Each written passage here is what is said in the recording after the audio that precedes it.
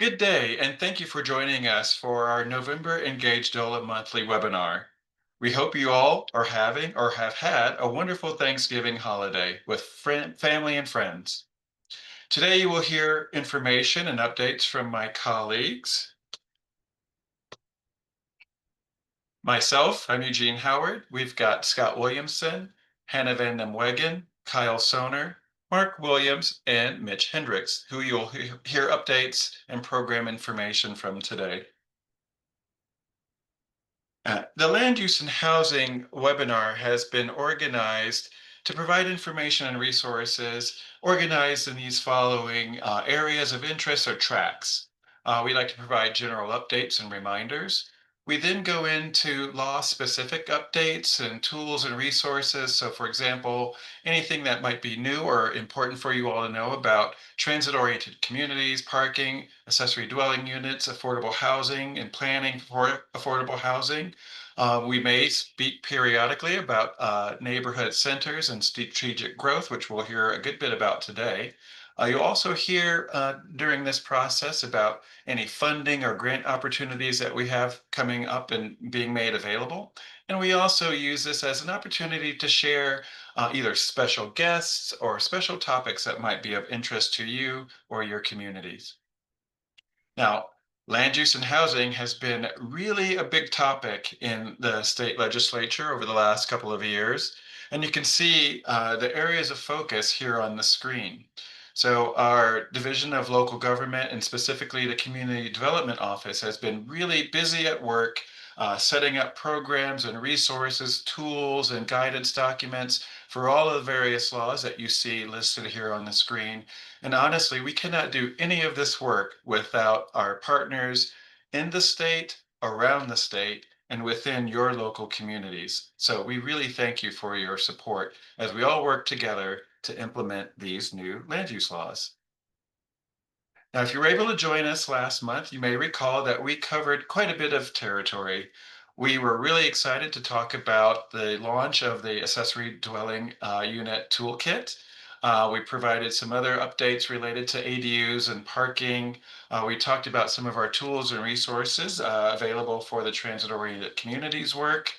Mark gave us some great information on affordable housing, specifically focused on the displacement mitigation risk registry and other ways that you all might be thinking about applying affordability and displacement mitigation strategies in your communities. We heard a lot about the upcoming and available grant programs. Scott gave us a great update on the statewide reports that are coming online. And then, of course, we also heard more about some neighborhood centers, including the pilot program that is currently open for applications. On store for us this month in November, we are going to take a deeper dive into the strategic growth report. Scott's got some great information to share with you all about that. And then the rest of the recording will really truly cover programmatic updates related to each of the laws. We will have a bit of a quick update on neighborhood centers, and then we'll conclude the recording with just some next steps, useful information, and a great overview of 2026 and some of the high level milestones and deliverables that will be coming online in 2026. So do stick around and catch that slide. It could be really useful for you and your communities as you all are thinking about 2026 and working out your work programs for the upcoming year. Now, for those who are still maybe getting up to speed, one of the areas that we encourage folks to become familiar with is our land use housing and implementation portal. We refer to it as LUHIP. So if you haven't yet had a chance to check it out, we encourage you to come and check out the site, register for an account if you haven't done so already, because this will be the primary area where communities will share with us where they are in the implementation process for the land use laws that apply to you and your communities. So again, check it out. And if you have any questions, reach out to us and we can get you set up and established. One note, this is primarily a tool used for and meant for other public sector staff and employees, as well as consultants that you're working with. So we can certainly work with you to get your consultant teams set up so that they are set up to represent you if that is in fact a situation that is of interest to you. Now, thank you for those quick updates. I'm going to turn things over to Scott Williamson to be our featured speaker of the month. Scott. Great. Thank you, Eugene. I'm here to talk about the statewide strategic growth report that DOLA just published at the end of October. And here's just a brief outline of what I'll cover here, some background on the legislative charge associated with the report. I'll review the report, its structure, talk a little bit about the analyses that went into it, our engagement of different stakeholders, the final policy recommendations as required by Senate Bill 174, and then some next steps, including how you might consider the report at the local level.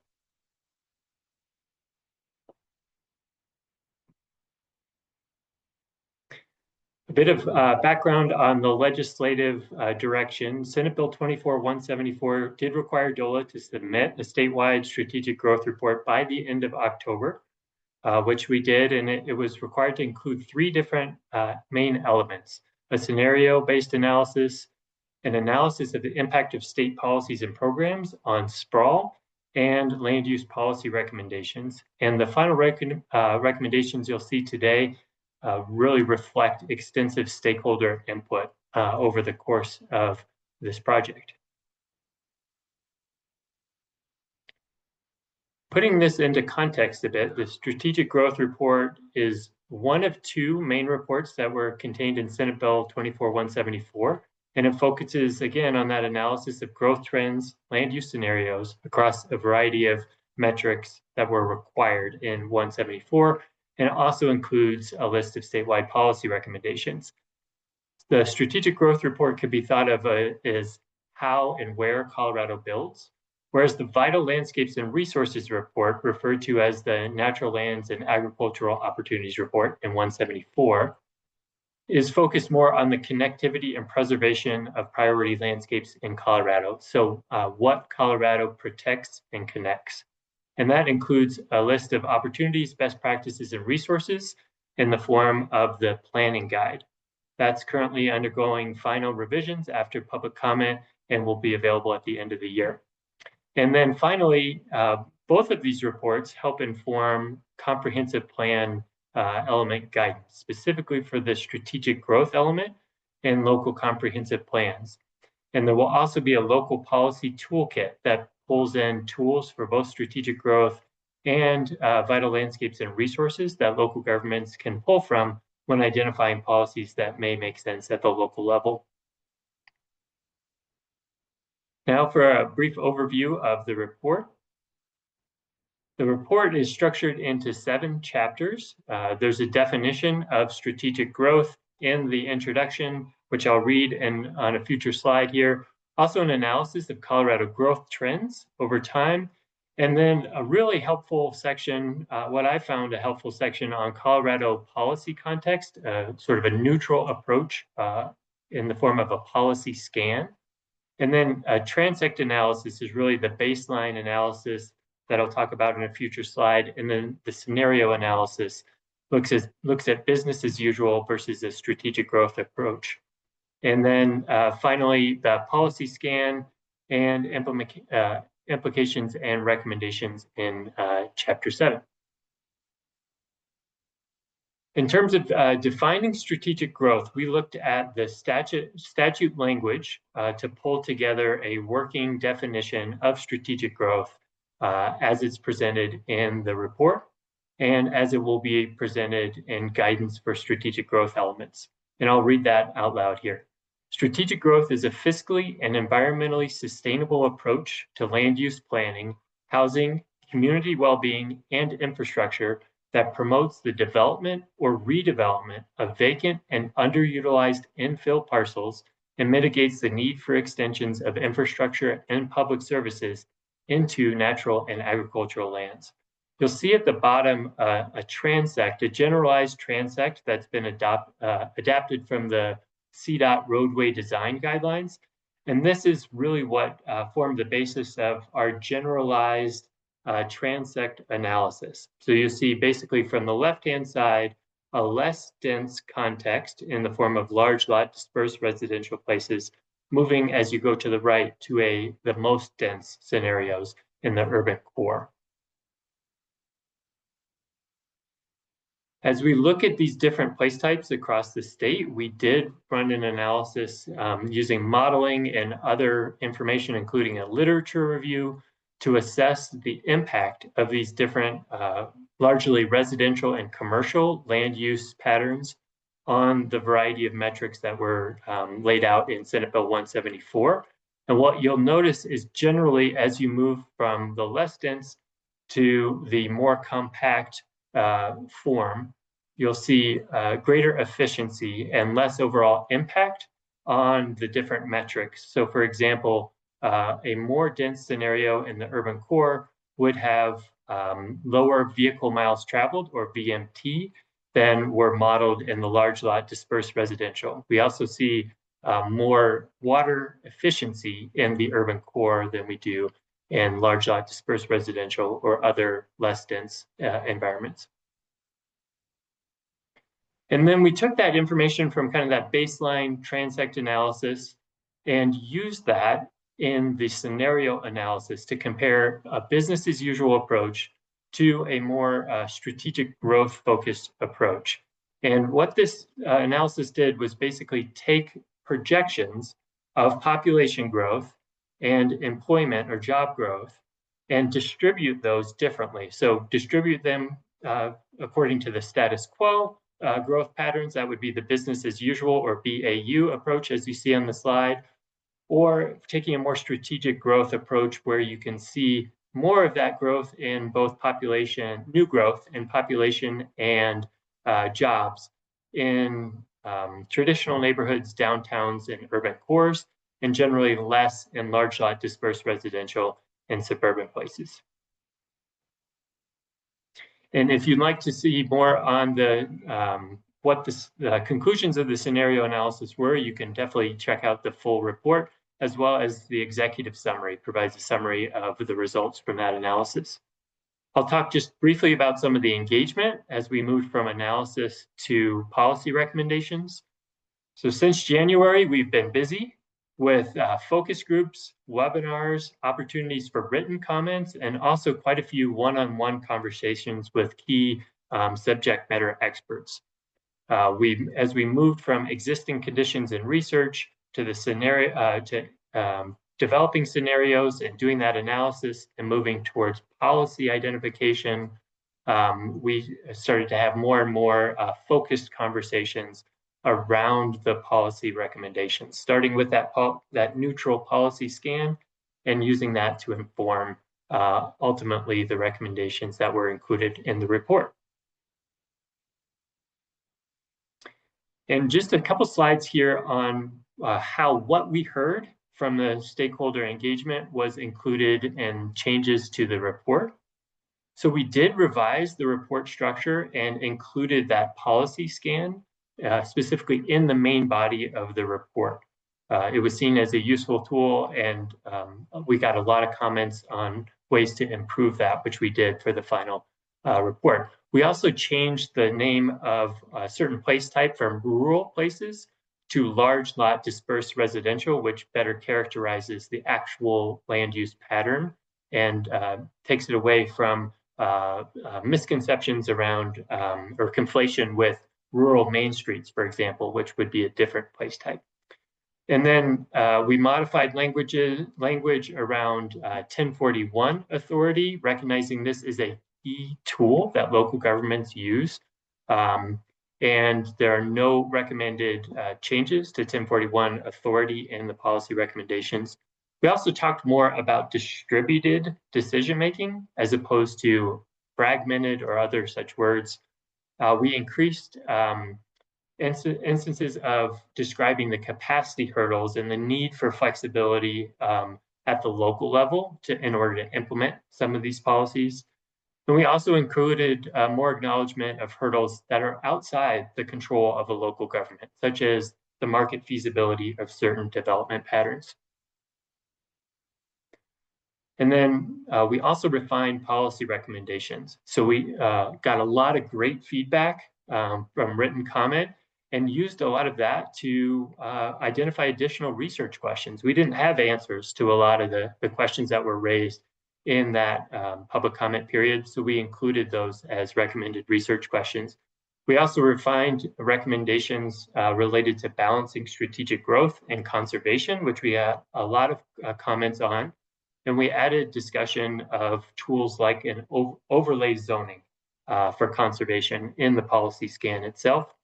And then finally, you will see some water supply related recommendations, and we carefully refine those in coordination with the Colorado Water Conservation Board, really using that water plan as the North Star for those changes. Okay, the final policy recommendations that made it into the report are on the next few slides. The land use and infrastructure recommendations represent research questions.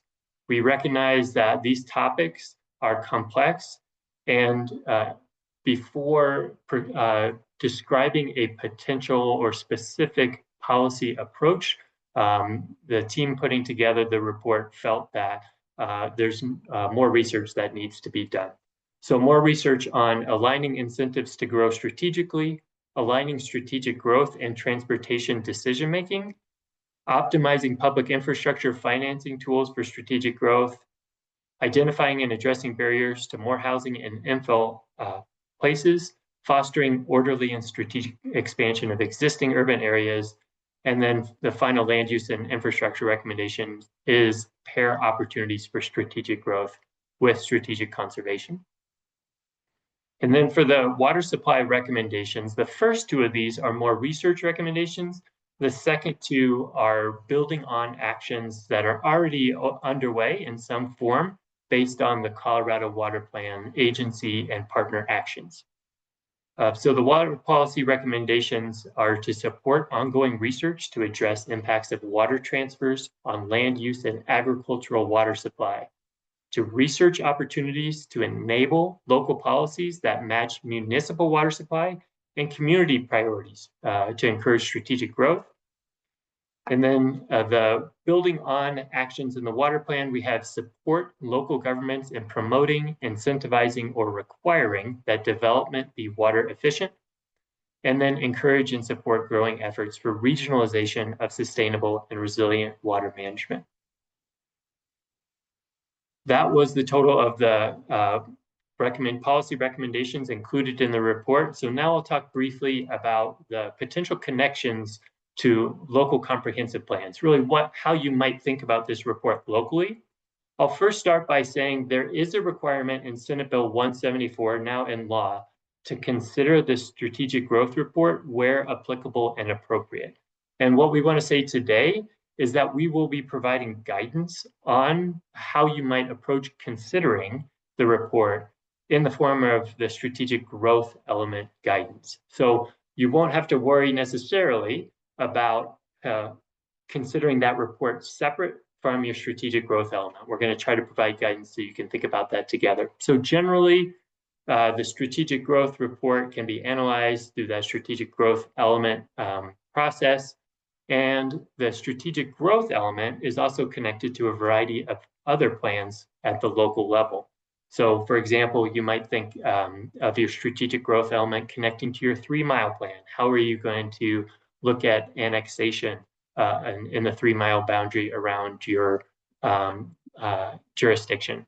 And then it can also inform your water supply element in terms of how those development scenarios impact the water supplies necessary to support that development.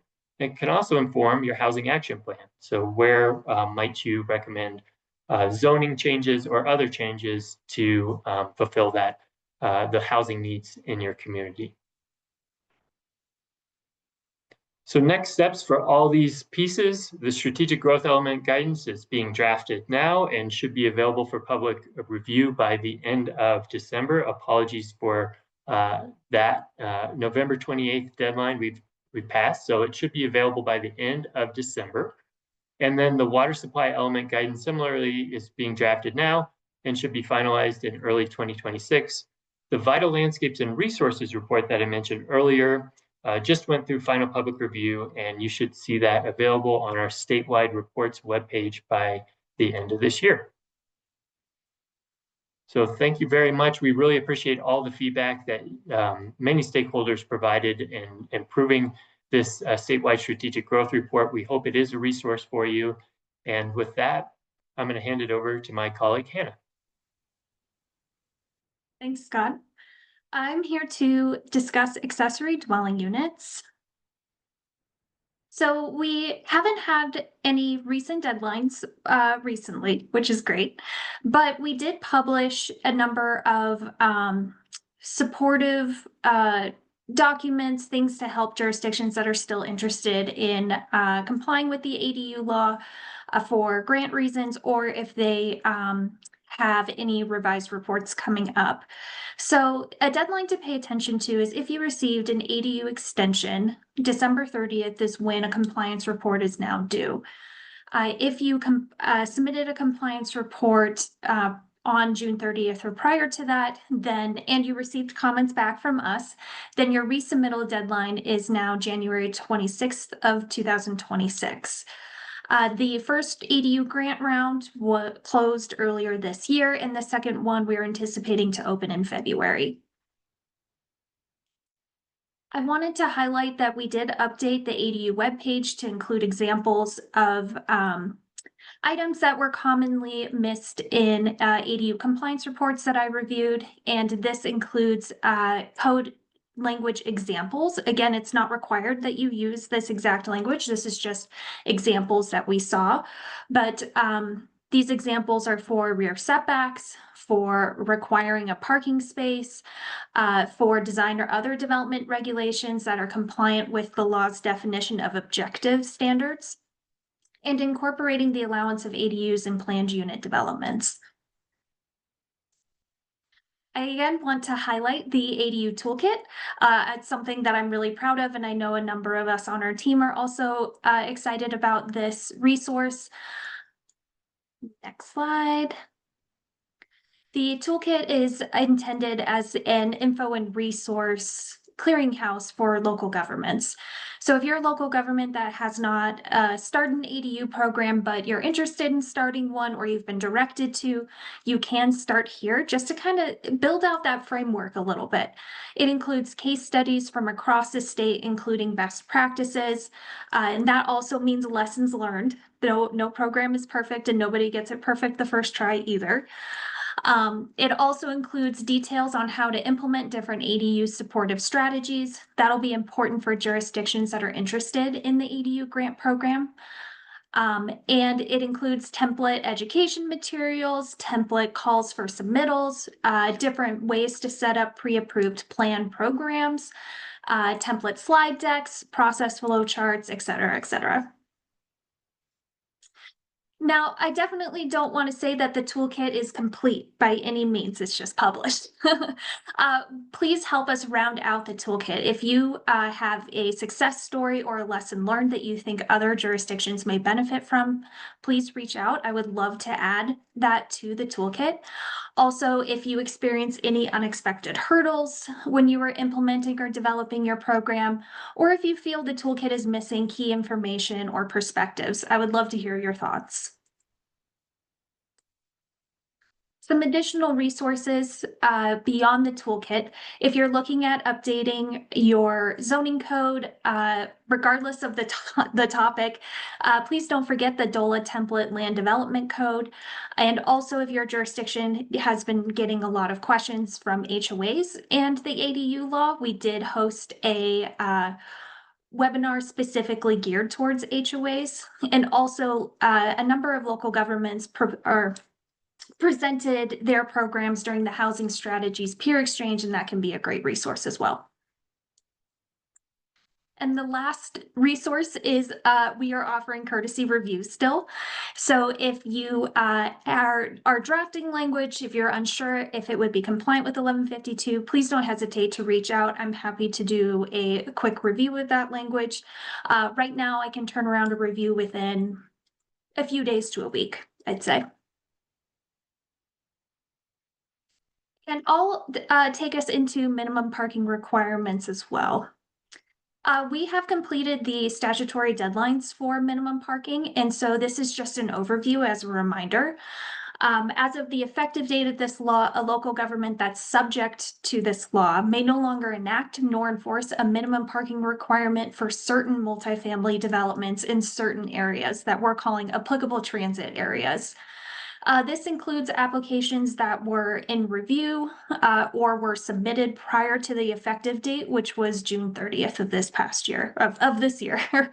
However, it's important to note the following, that developers may still voluntarily provide parking. Local governments may still require a percentage of what is voluntarily provided to be ADA compliant or reserved for EV charging. A local government may still impose a maximum parking requirement or a minimum bicycle parking requirement. And a local government may also require contributions to a parking enterprise or other similar program.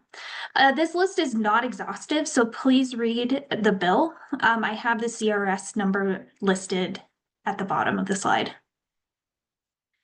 Another item that's important to note is that this law does contain an exception. So for certain multifamily developments that would fall under or within that applicable transit area, local governments may still choose to impose a 1 stall per dwelling unit minimum parking requirement. However, with that comes a couple of requirements. So that development must have at least 20 units and or contain regulated affordable housing to be eligible for this exception. And a local jurisdiction, if they're using that exception, must publicly publish written findings within 90 days of receiving a completed application. And once that is complete, the local government must file a report regarding the use of that exception by December 30th of each year the exception is used. So if that exception is used in 2025 or in 2026, then your due date to submit a report is December 31st of 2026. If you use it in 2027, then it's December 31st of 2027 and so on. Those written findings that I mentioned earlier, the ones that must be published within 90 days of receiving a completed application, must include substantial evidence of a significant negative impact on safe pedestrian, bicycle, or emergency access to the housing project subject to the report, or have a negative impact on existing off and on-street parking. That report must be reviewed and approved by a professional engineer. It must include on and off street parking utilization data within a certain study area, in this case, 1/8 of a mile. It must demonstrate that the strategies implemented by the local government to manage on-street parking within the study area would not effectively mitigate the substantial negative impact. Please review the CRS citation that I have at the bottom of this slide, but we also have some resources to help produce this document, and that is the Parking Management Best Practices Report. That report has been published for a little while now, but it includes implementation guidance, examples, challenges, considerations, and things of that nature that will be helpful if you're planning on using the exception. Also, please reference our webpage, which has the applicable transit service areas map. And if you're interested in how we came up with that map, we have the data there. And with that, I think, I am also doing courtesy reviews for this code too. So if you're looking at updating code language to be compliant with this law, again, please don't hesitate to reach out. I'm happy to do a quick review. Again, I can usually turn around a review within a few days or so. But with that, I'm happy to turn it over to my colleague, Kyle Soner. Thank you very much, Hannah. And hello, everyone. Although we don't have a lot of new updates on TOCs, there are some dates and resources that we wanted to keep top of mind. So you'll see here, we are in Q4 of our TOC timeline. This is really where we want to focus on one-on-one discussions, courtesy reviews, and really answering questions and supporting our local governments however we can to finally meet that December 31st, 2027 deadline.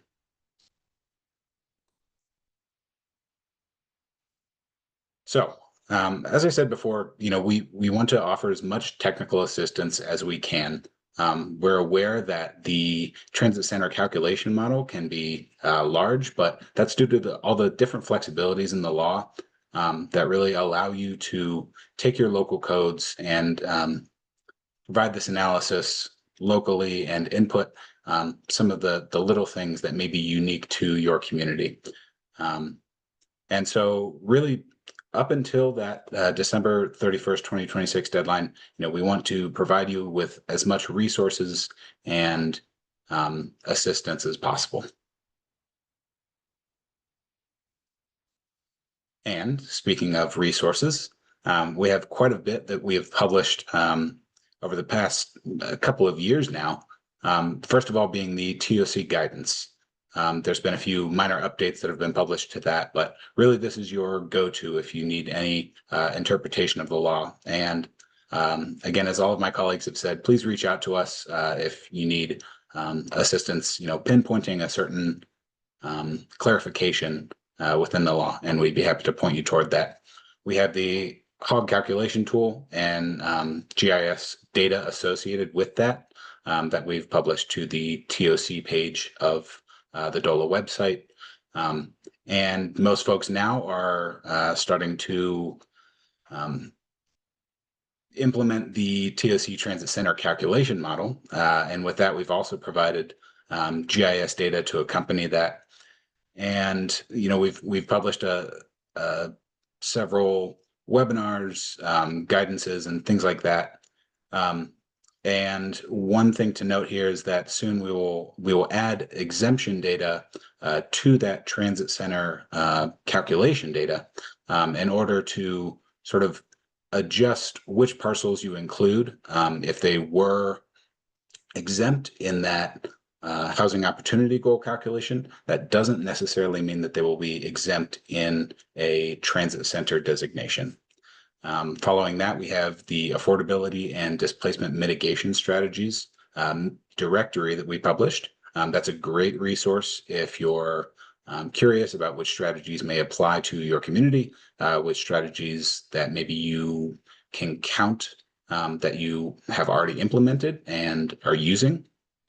And finally, our reporting portal has the Housing Opportunity Goal Report, Optional Transit Areas Request, and Insufficient Water Supplies Notice up and running. So please feel free to jump in there and look through those. But if you do have any trouble or would like to reach out to us, we would strongly encourage you to reach out early and often so that we can really look through things and perhaps identify things that we may not be able to accept in the Housing Opportunity Goal Report that we can assist you in fixing and getting on your way.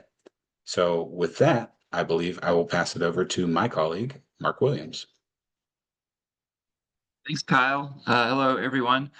So I'll be talking about affordable housing planning and some updates to where we are. As usual, we're accepting housing needs assessments into our portal. And also, if you're working on one and would like some feedback, happy to do a courtesy review. So you can email that to us. And as a reminder, HNAs are due by the end of next year. We're also seeing some ramping up in housing action plans, which are due at the very beginning of 2028. People are starting to think about how to integrate housing action plans with housing needs assessments. We're also starting to see some more conversations around comprehensive planning. And just a plug for a webinar we're doing on January the 15th. It's targeted for small communities, so maybe 10,000 and less, that might have questions about how to do these things, but I just thought I'd mention it here in case that applies to you. As Scott mentioned earlier in our webinar, we are starting to flesh out the comp plan elements and when those are due and what kind of guidance there's going to be. So that guidance comes out early next year. And as always, we've got lots of guidance on our website for housing needs assessments, housing action plans, webinars, checklists, all kinds of stuff. So next slide. All right, so as mentioned, for comprehensive planning element requirements, there are two elements from SB 24174 that would be required in a lot of comp plans around the state, the strategic growth element and water supply element. So if you have a comprehensive plan, these would need to be potentially added to your comp plan no later than the end of next year, same deadline as the housing needs assessments. And make a note that the updates for these comp plan elements are every 5 years as opposed to every 6 years for HNAs and HAPs. So just make sure you keep track of that. And also new comp plans must also have these elements, and then we'll get into a little bit more detail in the next couple of slides. For water supply elements, essentially, if you have a comprehensive plan, you'll need to have a water supply element in there. The only exceptions are for places that do not have comprehensive plans. And when you do this water supply element, make sure that it's developed in consultation with a water supply entity in your local government area or county. And it also needs to include water conservation policies. The strategic growth element requirement is a little bit more complicated in terms of who will need to do it. The way the statute was written is with a double negative and lots of conditionals. So we can walk through this a little bit, but if you ever have confusion, you can copy this page right now as I'm talking. You can also check our multi-law applicability app on our website that has a spreadsheet version of which places have to comply with which laws. And there's also a map version where you can click on your city or county, and you can see on the left-hand side of the screen which of these laws you'll need to comply with. But at any rate, the description here is you'll need to do a strategic growth element. And then this first sentence on the upper right-hand side of the table, the element is not required if the local government has not received funding to include the strategic growth element, and you have to meet one of the following population thresholds. So these are a little bit different for counties and municipalities.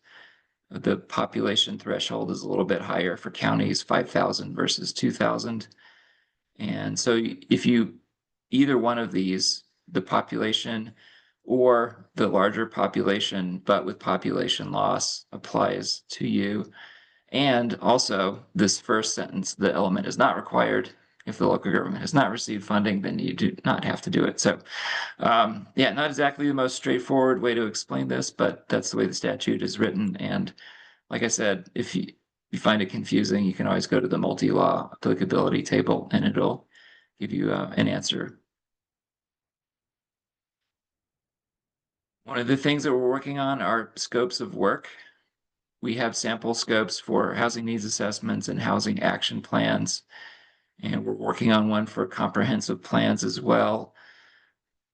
A lot of places have expressed interest in combining their housing needs assessment work with their housing action plans, and potentially they could include comp plans as well. Sometimes there are different skill sets between the consultants who would do the housing work as opposed to the comp plan work. If that is something that you're thinking about, you can use these scopes of work as a starting point, and just be aware that you may have different sets of consultants with different skill sets.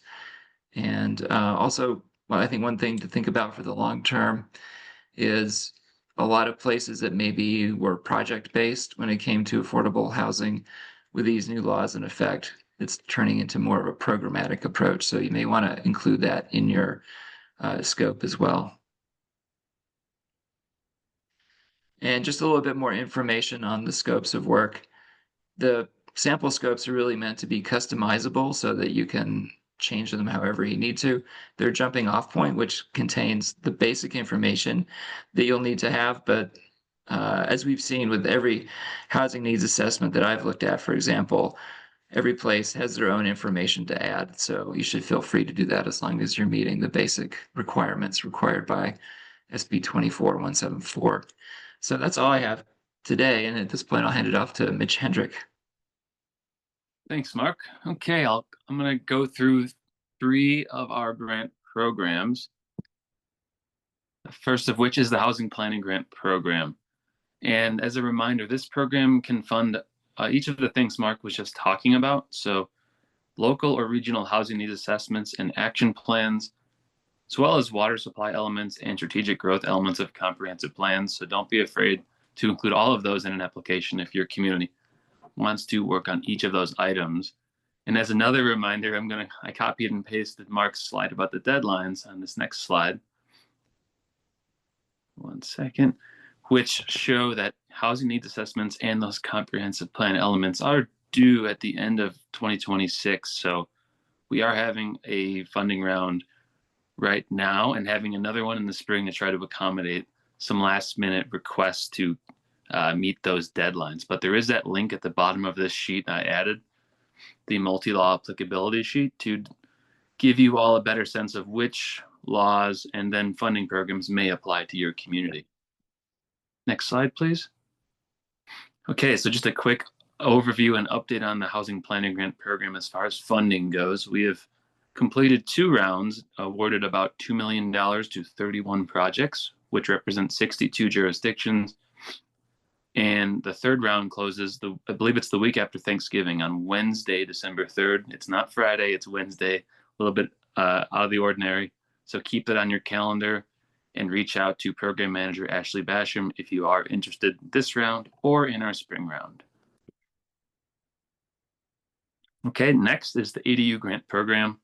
And as a reminder for this program can fund specifically the development of pre-approved ADU designs, as long as one of them is accessible or visitable, providing technical assistance to residents to convert or construct ADUs, and primarily focused on waiving, reducing, or otherwise funding ADU associated fees or costs to residents who are building ADUs. Next slide, please. Okay, next is just a quick overview of the funding round that just wrapped up in October. We made 7 awards this month for about $900,000, and you can see the breakdown of the projects that were included. So of the 7 applications, some of them were multifaceted, 4 of which included fee waivers. 5 of them had pre-approved ADU design plans as part of their project. One community is creating a pilot incentive program with those fee waivers, and another is working on a technical assistance support program with some innovative story map that is offered in multiple languages for the residents. So that's a pretty exciting start to the program. We're expecting a significant demand in this highlighted round 2, which is going to be open for the month of February. So if you're not sure what your community's stance is on this, the next slide is a good quick overview on the steps you need to take in order to apply for these funds. So please reach out to Hannah.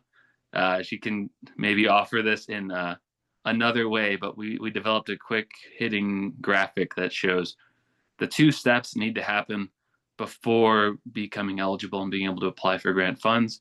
Pretty important piece if you're interested in these funds and the $8 million that CHFA offers.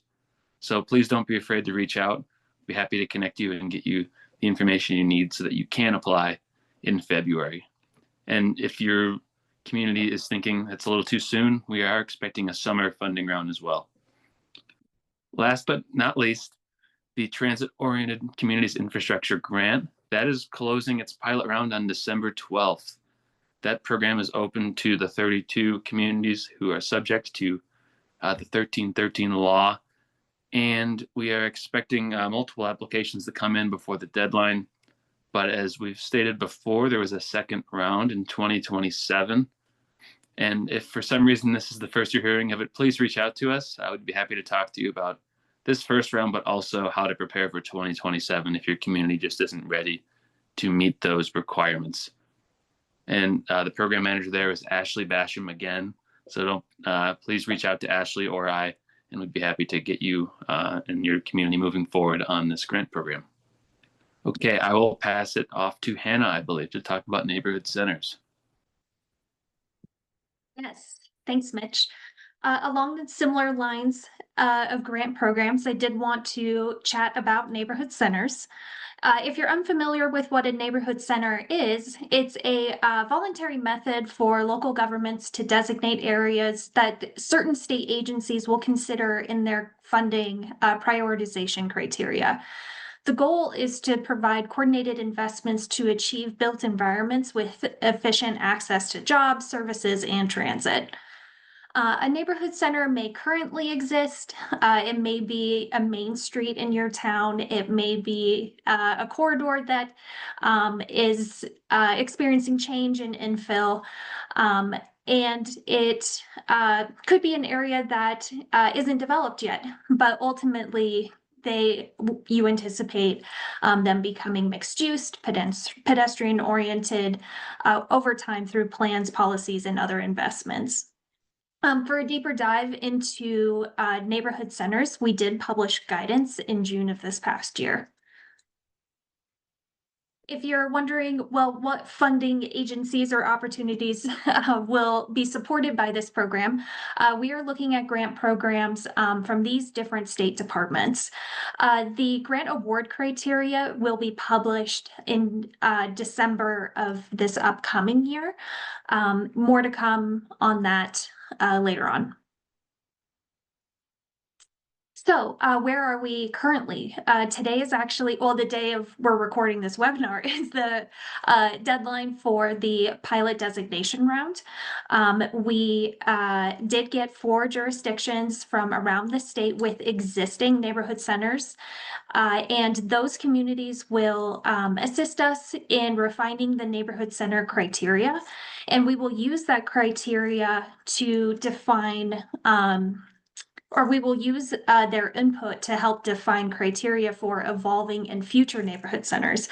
So like I hadn't dived into it in this particular session, but there's 3 main types of neighborhood center: existing, evolving, and future. In this pilot designation round, we really wanted to focus on existing neighborhood centers in order for them to inform the other 2 types. This is a working timeline for neighborhood centers. Again, this is subject to change, but this is what we're hoping to, the timeline we're hoping to keep to. So like I mentioned, we did publish guidance in June of this year. Between July and November 21st, we were accepting applications for the pilot designation round. For the remainder of this year and through March, we will be working with those pilot communities to refine that neighborhood center criteria. And there will be potential for those pilot communities to get early designation. By the end of March, we are targeting drafted, updated guidance, including considerations for evolving and future neighborhood centers. So if you're interested in the program, but you're not an existing center, but you do have evolving or future, please keep the end of March in the back of your mind. There will be a lot more information coming, so you don't necessarily need to commit it to memory yet. In June of next year, we are hoping to have the LUHIP portal open to all neighborhood centers. And June onward, we would be accepting those applications. And like I mentioned, at the end of next year, the deadline for listed state agencies to update their relative grant program criteria will come up. And ongoing, DOLA updates the neighborhood centers map with transit centers within certified transit-oriented communities and all designated and accepted neighborhood centers statewide. So again, that's subject to change, but that's what we're hoping to get done. If you are not participating in the pilot, however, you do have ideas or comments on the draft criteria that are posted, I would still love to chat with you. So please don't hesitate to reach out. If you, again, just have questions about the program, have ideas, we're happy to hear from you. With that, I'm turning it back over to Eugene to wrap us up. Thank you. All right, Hannah and team, thank you so much for these great updates. Just want to, in closing, share with you all some reminders. You heard a lot of information and resources that have been made available. We hope that they are useful to you all and that you take advantage of those tools. On the screen are just a sampling of the many tools that have been developed to assist each of you in working through the legislation and all of these priorities. So definitely take an opportunity as your time and schedules allow. Check out the resources that we have available, and then reach out to us for any additional information or to suggest other tools that maybe you haven't seen or that would be useful to you in your community. As we have mentioned at the onset, it's been a really busy couple of years in the state legislature related to addressing some of our land use, housing, affordability, displacement, you name it. We have been actively trying to work with all of you to come up with locally appropriate solutions. And so on the screen is just a sample again of the laws that our team is managing, as well as some key dates. And at a glance, here's a slide. Hopefully you'll begin to see more like this. But this is really meant to be, for those of you who are able to see the screen right now, an overview of upcoming 2026 milestones and funding opportunities to help support the work. There's a lot being developed to help ease the requirements of this work through guidance, through resources, through technical assistance, through us, the team, in addition to financial resources, templates, you name it. So really just enjoy helping work with you all, work through unique individual instances that come up, because it really helps to refine and hone these programs for all of you and for all of our residents here in Colorado. So in closing, I wanted to make sure you all had our contact information. One quick reminder, we are in celebration of the December holiday season.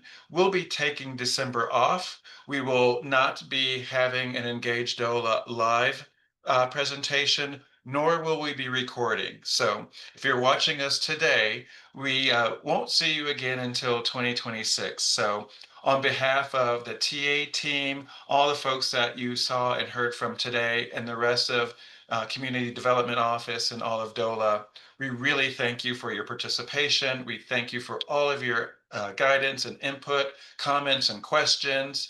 And we just wish you all a very happy, safe, and fruitful end of the year. And we look forward to seeing you on the flip side in January. So thank you very much. We really appreciate all of you, and happy holidays.